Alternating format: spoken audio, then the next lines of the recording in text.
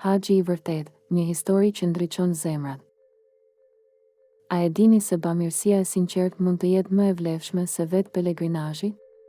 Dëgjoni historinë e Abdullah ibn Mubarak, një shembull frymëzues për të gjithë ne. Abdullah ibn Mubarak, një dietar i devotshëm, po udhëtonte për haxh.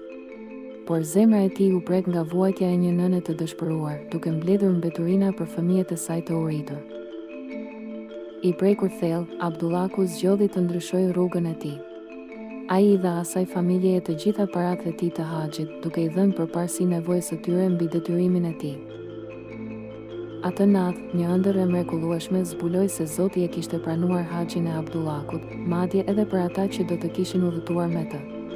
Kjo tregon se Zoti vlerëson qëllimin e pastër dhe zemrën e mëshirshme.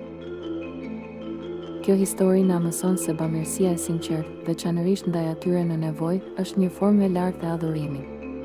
Le të jemi të gatshëm të ndihmojmë të tjerët, duke e ditur se Zoti shikon zemrat tona.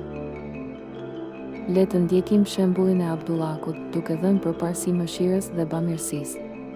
Kontribuoni në organizatat bamirëse, ndihmoni studentët në nevojë dhe mbështetni projekte që sjellin ndryshim pozitiv në komunitetin tonë. Bashkohuni me ne për të ndërtuar një botë më të drejtë dhe të dhemshur.